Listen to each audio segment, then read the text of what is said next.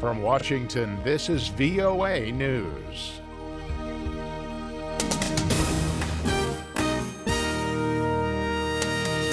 I'm David Byrd reporting Syrian government forces have retaken a hospital after a deadly clash with Islamic State militants. Syrian forces retook the hospital in Deir al-Zor after Islamic State attacked it Saturday following a dawn offensive by the militant group.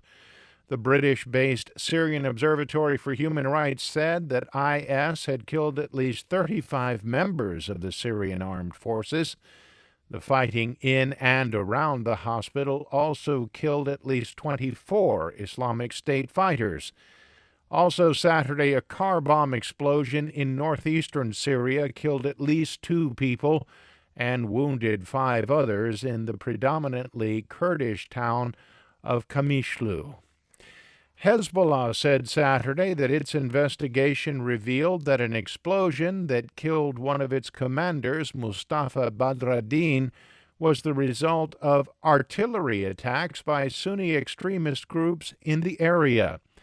The statement said that it was not an Israeli airstrike as originally reported. Officials said the attack happened near the Damascus International Airport. However, a British-based war monitoring group says there's been no shelling by rebels near the government-controlled airport for more than a week. Egypt has sentenced 51 people to 2 years each in prison for protesting against a decision last month to cede 2 Red Sea islands to Saudi Arabia. The news reports from Cairo say the protesters were convicted of inciting violence, blocking roads, and assembling without permission. The deal to hand over the islands in the Straits of Tirwan drew sharp criticism of President Abdel Fattah al-Sisi. Critics accused the Egyptian president of selling the islands to Saudi Arabia in return for investments. This is VOA News. Nigeria has called on Western and regional powers to do more to stop the threat of the Islamist militant group Boko Haram. Nigerian President Muhammadu Buhari hosted leaders from France, Chad, Benin, Cameroon, and Niger, as well as top diplomats from the United States and Britain on Saturday. The summit's final communique called for a combination of hard and soft power to end the threat.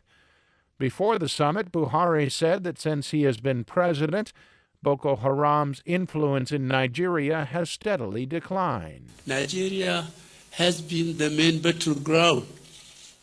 And you know, when we came in, Boko Haram is holding at least 14 local governments out of the 770 local governments we have. But now they are not holding any local government. Since Buhari has become president, the army has stepped up actions against Boko Haram, leading the president to announce that the Islamist State, or Islamist group that is, was technically defeated. President Barack Obama and hip-hop artist Macklemore joined forces in the president's weekly media address to call on the U.S. Congress to fund more treatments to fight opioid abuse. The Grammy Award-winning artist shared his own experience dealing with substance abuse and pleaded for anyone going through the same to seek help. I know recovery isn't easy or quick, but along with the 12-step program, treatment has saved my life, and recovery works. We need our leaders in Washington to fund it and for people to know how to find it. Mr. Obama added that while Congress has passed several bills to help curb opioid addiction without additional funding, they will not have any effect. This week, the House passed several bills about opioids, which is great, but unless they also make investments in more treatment, it won't get Americans the help that they need. The United States represents only 5% of the global population, but Americans consume 80% of the world's supply of pain medication.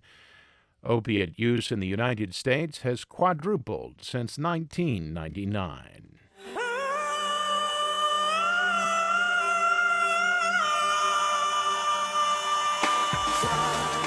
And Ukraine's entry, Jamala, has won this year's Eurovision Song Contest in Stockholm, Sweden.